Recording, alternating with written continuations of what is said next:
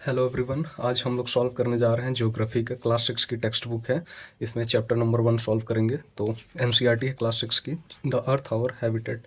तो इसका चैप्टर तो पढ़ा दिए हैं, चलिए अब एक्सरसाइज आज सॉल्व करते हैं। तो इसका एक्सरसाइज हम लोग सॉल्व करेंगे। पहला चैप्टर है the earth in the solar system, the earth in the solar system. तो चलिए शुरू करते हैं, एक्सरसाइज सॉल्व करते हैं। तो पहला क्वेश्चन इसमें बोल रहा है कि the answer the following question briefly, how does a planet differ from a star. जो प्लैनेट है वो हट कर है, अलग है कैसे स्टार से। तो प्लैनेट का हम लोगों को पता है, जैसे प्लैनेट के पास अपना खुद का लाइट नहीं है और स्टार के पास अपना खुद का लाइट है। तो इसका आंसर हो जाएगा planet has no light and star has its own light. तो दूसरा हो जाएगा what is meant by the solar system. Solar system का मतलब क्या है। तो सोलर सिस्टम हम लोग जैसे पता है कि ग्रुप ऑफ प्लैनेट है, अलॉन्ग सन है और स्टार भी है, तो उसको हो जाएगा सोलर सिस्टम। फिर बोल रहा है कि name all the planets according to their distance from the sun.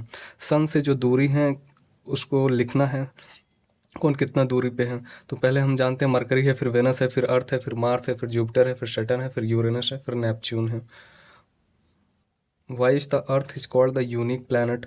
अर्थ को हम लोग यूनिक प्लैनेट क्यों बोलते हैं, क्योंकि अर्थ पर लाइफ जो है पॉसिबल है, इसलिए हम लोग अर्थ को यूनिक प्लैनेट बोलते हैं। Why do we only see only one side of the moon always. Moon को हम लोग एक ही साइड क्यों देख पाते हैं, क्योंकि मून जितना स्पीड से रोटेट हो रहा है उतना स्पीड से रिवॉल्व भी हो रहा है, इसीलिए उसका एक ही फेस दिखाई देता है। What is the universe. Universe क्या है, तो यूनिवर्स हम लोग को जैसे पता है प्लैनेट है, सोलर सिस्टम, गैलेक्सी है, ये सब मिला करके यूनिवर्स बनता है। फिर बोल रहा है tick the correct option. The planet known as the earth twin is Venus.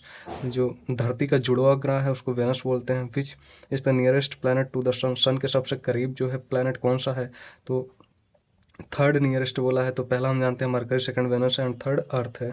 तो अर्थ इसका राइट आंसर हो जाएगा। All the planet move around the sun. सभी प्लैनेट मूव करते हैं सन के चारों ओर। कैसे, सर्कुलर पाथ में नहीं, रेक्टेंगुलर पाथ में नहीं, एलोंगेटेड पाथ में, ऐसे जो पाथ होता है उसमें मूव करते हैं।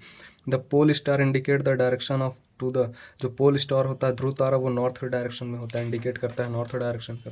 अब हम लोग आ जाते हैं गाइस यहाँ पर।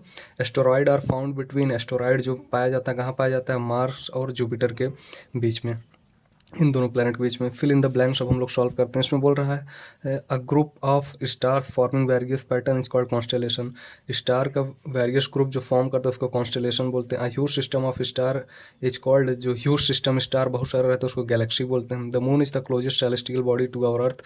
जो मून है वो सबसे नज़दीक बॉडी है हमारे धरती के पास में। Earth is the third nearest planet to the sun.